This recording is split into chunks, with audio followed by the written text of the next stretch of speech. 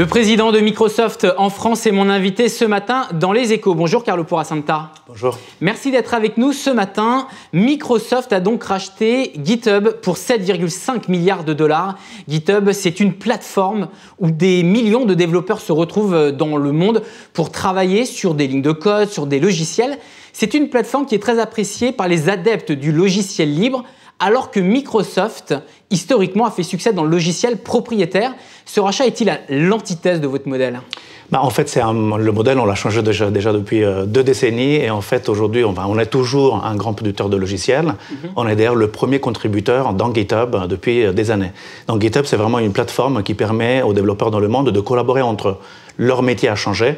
Il y a quelques années, c'était vraiment que du développement de code, c'est-à-dire de l'écriture de code. Aujourd'hui, chacun se repose sur le travail que d'autres font. Et donc, on réutilise des bibliothèques et du code qui est fait par d'autres. Donc, on a besoin d'une plateforme pour collaborer et pour utiliser, pour connaître et utiliser le travail des autres. Nous sommes donc le premier contributeur de cette plateforme et nous avons décidé en fait de l'acquérir parce que justement, nous sommes dans la productivité des personnes en général. Et là, on veut cibler les développeurs qui est un groupe de personnes extrêmement important pour le futur parce que beaucoup de l'innovation se fait justement à travers le développement d'applications. C'est la guerre des talents finalement. Vous vous rapprochez des développeurs. On a toujours été proche des développeurs. On veut et là, vous franchissez une étape. On veut aider à qu'ils soient le plus productifs possible et qu'ils puissent collaborer davantage et devenir de plus en plus bons dans leur métier. Une partie de la communauté du logiciel libre s'est inquiétée de ce rachat par Microsoft. Aujourd'hui, quelle garantie vous pouvez leur apporter ? Je pense que la garantie, c'est un certain nombre d'acquisitions qu'on a déjà faites et sur lesquelles on a démontré qu'on a un modèle complètement nouveau. Les exemples sont LinkedIn, pour en citer une. Donc, c'est une entreprise qui est restée complètement indépendante. Mais j'en citerai une aussi qui est beaucoup plus proche du monde du logiciel, justement, qui est Xamarin. C'est une plateforme qui te permet de développer du code qui est multiplateforme. Donc, je développe une fois et je publie le résultat sur iOS, sur Android, ou sur Windows. Et en fait, la plateforme n'a cessé de s'améliorer, y compris dans le travail qu'on peut faire sur les plateformes qui sont nos plateformes concurrentes, depuis l'acquisition. Donc ça, c'est une très belle garantie sur le fait qu'on est complètement ouvert sur le monde. Allez, autre sujet également concernant Microsoft. Microsoft qui devient un géant mondial du cloud. C'est aujourd'hui ça qui tire d'ailleurs une énorme partie de votre croissance, notamment auprès des services aux entreprises. Et pour ça, vous avez besoin de toujours plus de data centers. Et là, vous avez lancé quelque chose qui sera un peu nouveau. C'est un data center sous-marin au large de l'Écosse. Et pour ça, d'ailleurs, vous avez fait un partenariat avec une entreprise française, Naval Group. Avec Naval Group, absolument. On sait que les centres de données génèrent beaucoup de chaleur et qu'une grande partie des coûts est dédiée justement au refroidissement de ces machines. C'est une solution d'aller sous l'eau. Alors exactement, donc le coût de l'énergie pour refroidir les data centers, ça représente 40% du coût d'un data center. Presque la moitié alors finalement. C'est presque la moitié. C'est une partie très, très, très importante. Et nous sommes très bien positionnés pour le savoir parce que nous avons une couverture géographique dans le monde avec 52 zones. Et donc on a une couverture vraiment de la planète pour pouvoir servir tous les citoyens du monde, toutes les entreprises du monde. Pour ce faire, donc, on fait de l'exploration aussi de nouveaux concepts. Et là, c'est un pilote. On a commencé à travailler sur cette technologie il y a quelques années.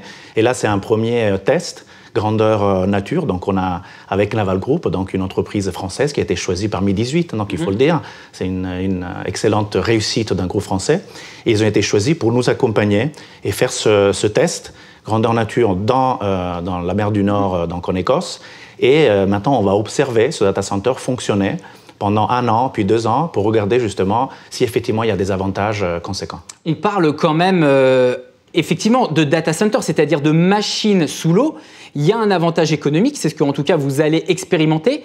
Mais de l'autre côté, d'un point de vue environnemental, y aura-t-il des conséquences pour la faune et la flore? Ou est-ce que vous avez travaillé à ça justement? C'est ce que nous sommes en train de travailler aussi. Donc déjà, il n'y a pas le bruit. On a beaucoup de questions sur le bruit. En fait, ça fait pas beaucoup de bruit. Ça fait moins de bruit qu'un banc de crevettes. Donc ça veut dire que ça reste très silencieux sous la mer. Et bien sûr, c'est un pilote. Pour l'instant, c'est un test. Et donc c'est des années que nous avons devant nous de recherche pour effectivement voir que tout ça est soutenable. Allez, Carlo Porasanta, également, autre sujet qui a marqué l'actualité, c'est le 23 mai dernier, Emmanuel Macron a reçu à l'Élysée un sommet Tech for Good et il a reçu les géants du numérique, parmi lesquels Microsoft avec la venue de Satya Nadella. Et le lendemain, il nous a accordé une interview aux Échos et voici ce qu'il déclarait. Je suis pour une fiscalité, ce n'est pas un sujet de négociation. Il y a des cas qui sont des cas contentieux avec la France, mais dont le président n'a pas à connaître, c'est dans les mains de la justice.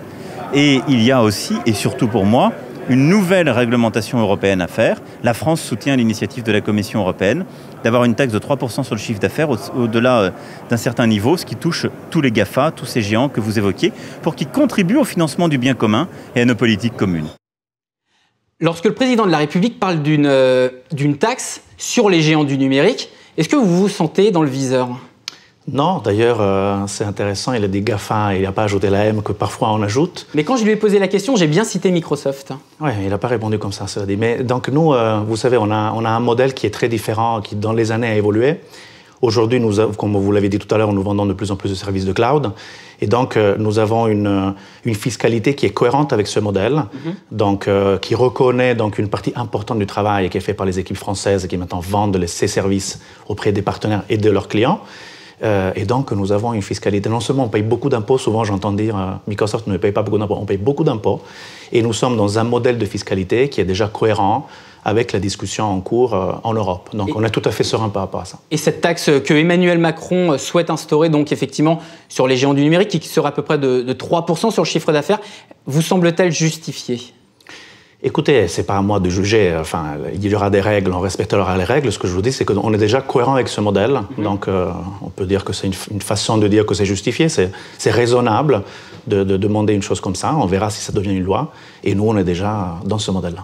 L'autre volet de ce sommet Tech for Good, c'était également, toujours dans cette logique donc, de bien commun, puisque c'était le thème, de parler des investissements en France.